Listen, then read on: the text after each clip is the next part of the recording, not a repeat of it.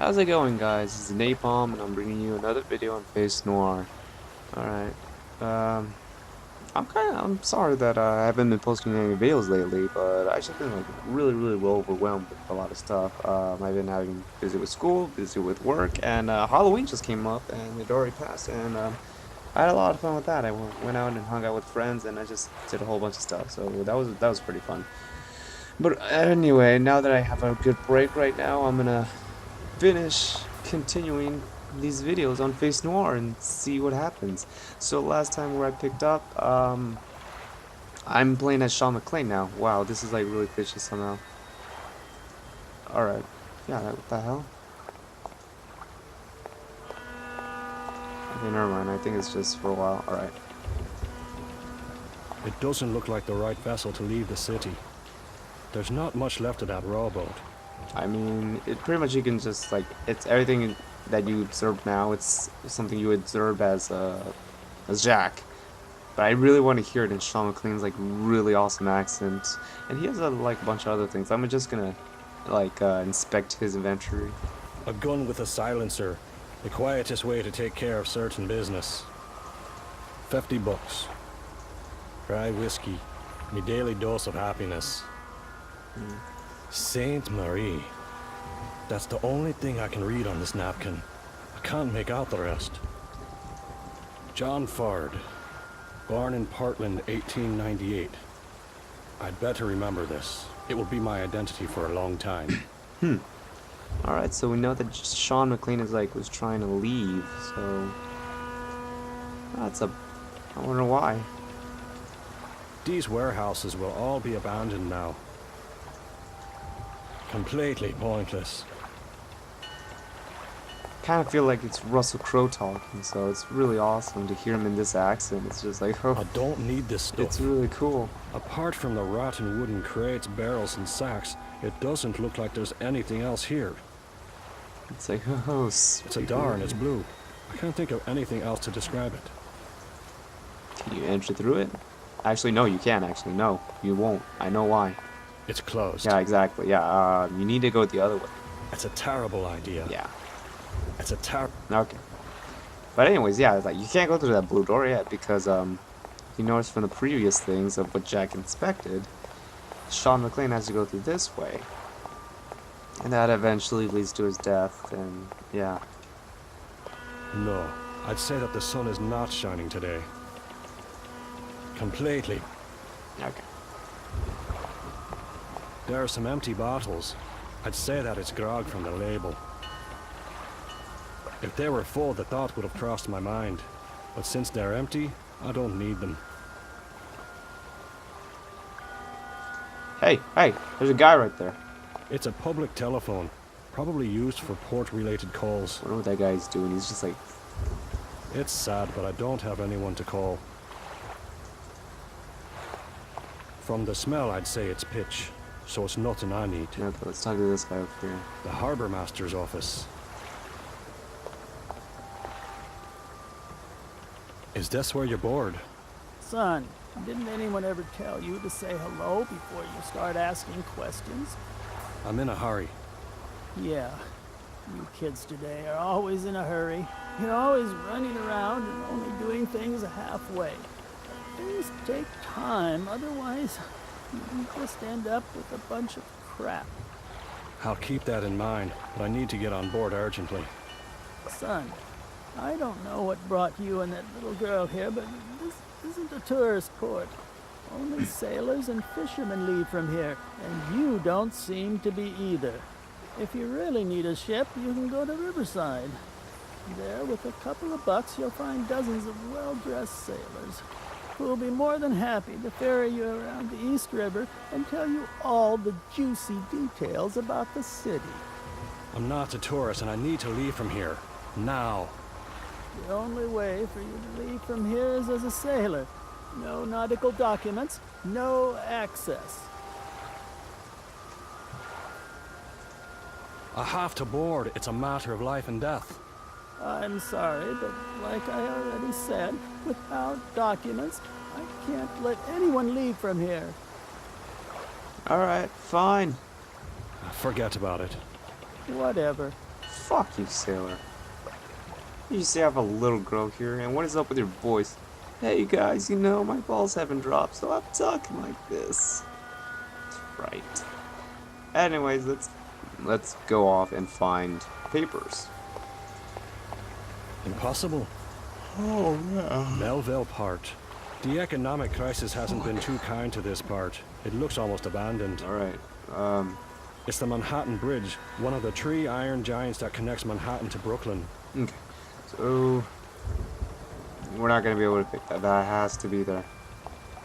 One of those rods that are used to measure the depth of the water.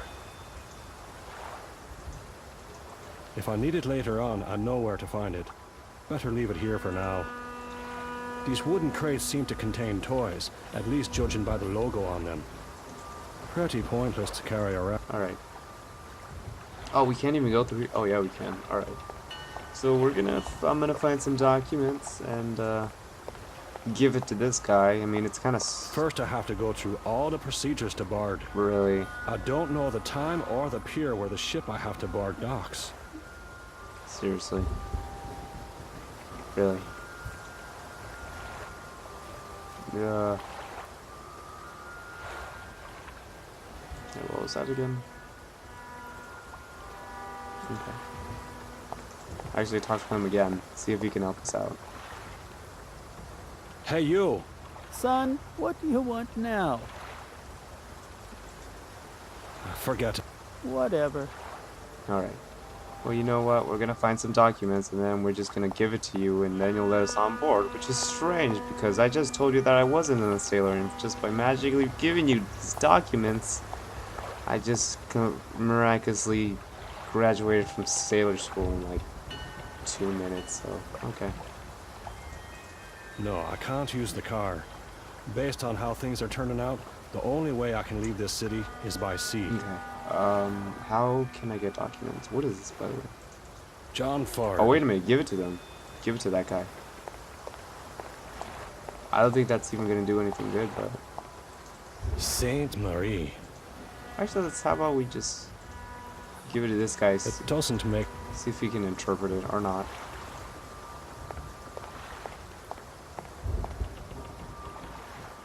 Here are my papers.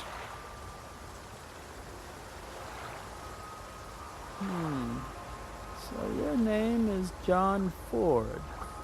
Right. A case of homonymy. What ship do you need to board, John Ford? No. The Saint Marie. Saint Marie something. I don't remember the whole name. The Sainte Marie de la Mer. I know that you aren't a sailor or a fisherman, but at least try to study your part better for the next time, son. There won't be a next time. One last thing. The girl's boarding documents are in order, but her name isn't on them. Is she your daughter? Yes, she's my daughter. What's her name? Emily. Emily Ford. Okay, the documents are in order. The Sainte Marie de la Mer will dock in a few hours.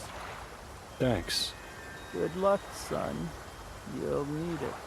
Right. I really don't like this guy at all. He sounds incredibly creepy. It's just like the soft little whisper that you hear from the kindest of men. And then like that, they snap. Jack. Yes, my lovely. Jack.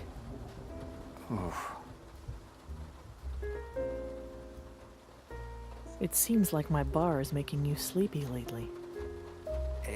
It was just a few seconds of fatigue. You were saying a name during your moment of fatigue. What name? You were talking about an Emily. Who's that? No, it's no one. I just had a bad dream. Speaking of which, did you take care of the girl? Yes. She's sleeping peacefully in my room now. Maybe you better go to bed too. You're dead on your feet. I can't leave the girl here and go away. Calm down. I'll take the opportunity to clean the joint a little. Oh, you should also tell me what do I have to do with your new friend? Who? The Chinese cab driver? Ah, Sean. I almost forgot about him. I'm not crazy about the idea that he might be going around telling half the world that he found a girl at the port. It's not like you could... Keep him here? I know I'm asking you a lot, Greta. Don't worry. I'll keep him here until he wakes up. But you owe me a favor. As soon as this thing's over, I'll buy you dinner at one of those clubs on the Upper East Side that you like so much. Sure. Anyway, get out of here before you fall asleep on my bar again. Hey. Why does Sean get to sleep here? No, fuck that. No, come on, I want to sleep with you. I mean, in your room. You know, with you. You know, in the same bed. Okay, I'm done. Wait. Oh, I can't even talk to her even if I tried. I think I can do without it. It's the joint's menu. It's one of those new neon signs. I hope this is only a passing phase. I wouldn't want them to cover the whole city with this stuff someday. Well, sorry to spoil everything. Hey, I remember this. Greta's handkerchief. I'd better wash it before I return it. My blood's still on it. Just give it to her. I don't see how I could...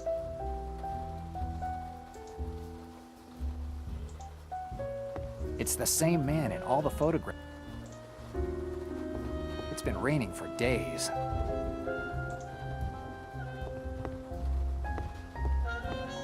It's today's newspaper.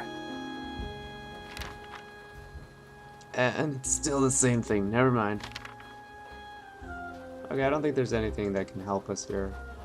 It's just gonna... Nuts that passed their expiration date a long... Alright. I wonder whatever happened to that one guy. Smiley? Or whatever his name was? Oh wait, there's Sean. He looks like he's in a deep sleep. Better not wake him up. He can't cause any trouble as long as he's asleep. Alright. Bye, Sean. You know, It's a cash register. stay right there. Don't go to Greta's room. You know, that's off limits. Alright. It's Sean's cab. No, I just want to go to sleep now. Something tells me that we're gonna run into some trouble. Okay, maybe not.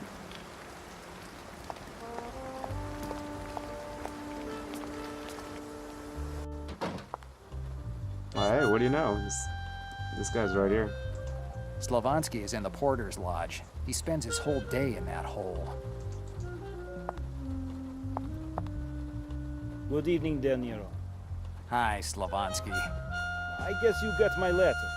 Yes, thanks for your kindness. Okay, so you know I'm not joking. And I heard about your mishaps tonight. It was definitely a bad night for you. Where'd you get this information from? I always know everything about my renters. I like to know what people who live in my apartment are up to. Right. No vested interest there. Exactly, De Niro. If you want to avoid any unfortunate problems, I suggest you pay me that back rent you owe me.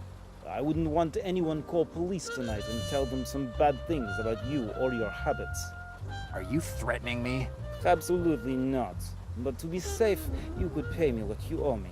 I already told you that I'll pay you next week. Heard that old story too many times, Daniel. I want my money now. Damn Russian skinflint. Alright, well, we have no choice. Just give him the money. Here's your money. Okay, De Niro. This way we can get back to our pleasant owner-renter relationship, huh? Keep the money and your pleasant relationship. Anyway, I want to show you my loyalty to renters. I find out about your misadventures from police detective. A police detective? Da, one Ballard. He woke me up in middle of night to ask about you. And when he found you weren't here, he asked to see your apartment. Did you let him in? And of course, I don't have any intention of upsetting police to protect a renter who always pays late like you, Del Niro. Oh, crap. Tell me about this police detective. What do you want to know? Really?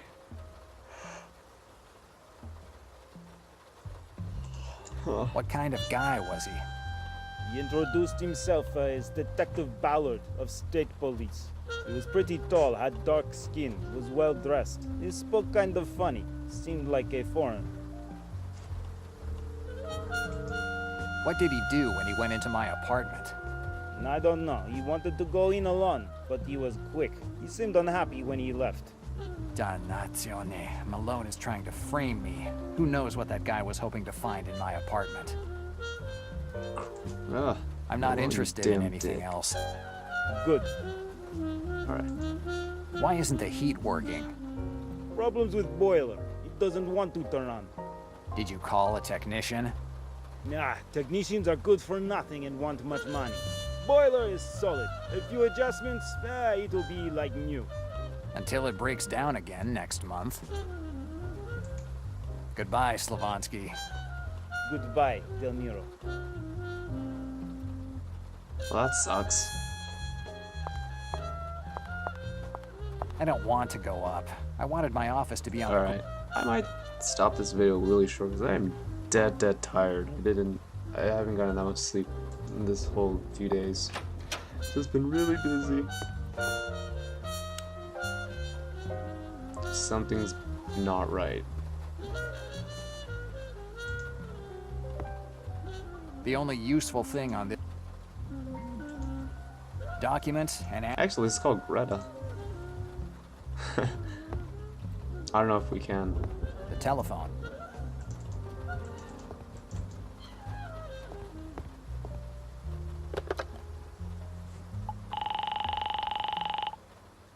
New York operator here. How can I help you? Can you dial a number? What's the... I changed. Whatever you... Bye. Okay, never mind. Just where to call Greta and just leave her a little good night. My 20 square... Alright. Well, let's just check all the places just in case.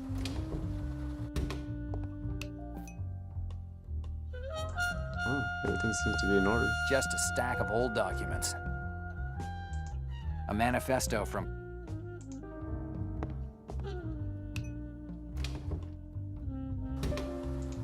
A full... Alright.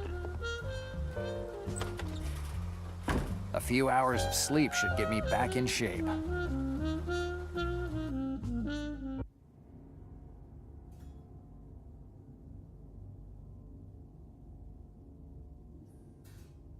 While Emily is asleep in the cabin, I sneak for a smoke on the deck of the boat. We'll be off to Canada soon, leaving New York, Professor Zindler, and this whole mess behind us. We made it. We're safe, I think. But the barrel of a gun between me shoulder blades makes me think otherwise. It's the Turk. He found us. With a sleight of hand worthy of a surgeon, he slides his hand over me holster, puts on the safety, and takes me gun. He pushes the gun into me back and starts talking with that horrible accent of his. He's talking about something, but I'm not listening. I'm too focused on finding a way to get out of this situation. But I can't think of anything. If I make one false move, the Turk will pump my gut full of lead. All of a sudden, fortune smiles on me. A big wave hits the boat, sending it rocking. The Turk loses his balance. A fraction of a second, and I'm on him. His gun lets off a shot. I ignore it. I don't have time to figure out what it hit. I gather all my strength and head for the hold. The Turk falls like a sack of bricks.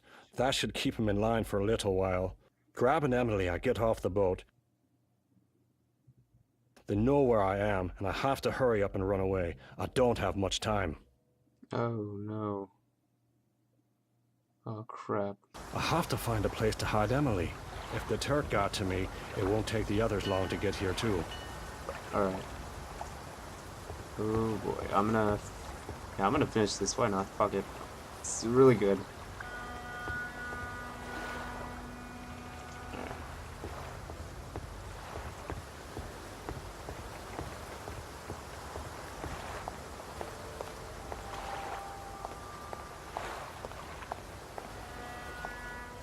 Okay, so things are starting to heat up. So, yeah.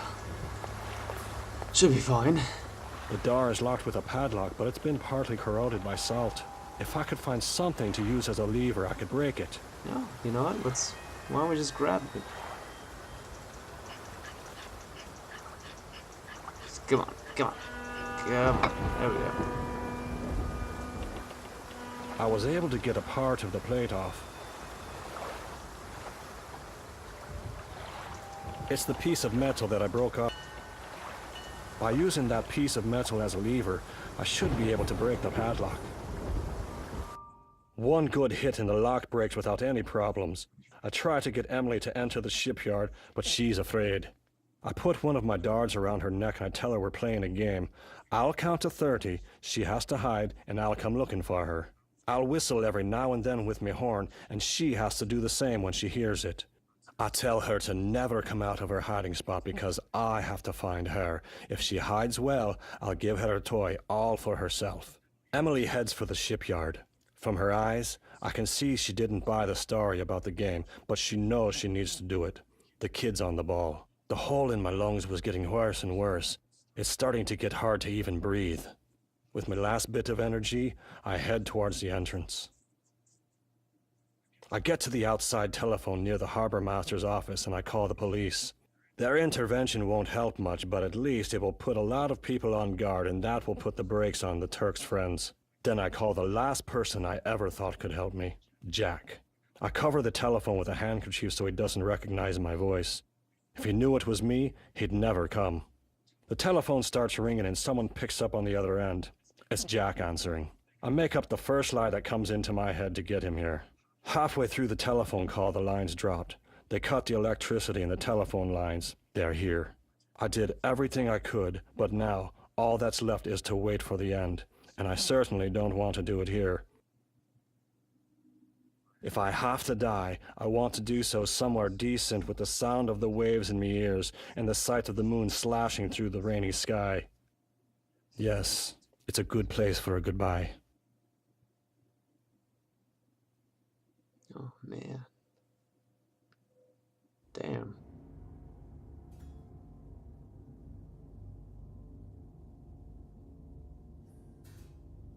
Dannazione! I keep having these dreams, if you can call them dreams. They're so real. The port, the girl, Sean, and then that hitman, that Turk. It all seems to match. How is that possible? How can a dream be so real? How can a dream explain things I don't know? Maybe I better knock it off with the questions and get up. I must have slept a couple of hours. That's more than enough for a hardened insomniac like me. Come on, Jack. The night's still young, and there are people out there who would love to see you dead. And maybe one of them is the guy who last night was pretending to be Inspector Ballard. I better ask Slavonsky a few more questions. I keep expecting that as soon as he turns on the light for anything, someone's just gonna like pop out behind him and do a jump scare, but that's not gonna happen. But anyways, this is where I'm gonna stop. I'm just falling asleep right now. I mean, I thought I could handle it, but nope, I can't. It's 12:20, but I just can't. I just can't stay up that late. Okay. Alright, so bye guys. We'll see you in the next video, and I'll try to keep these posted as much as possible. Bye.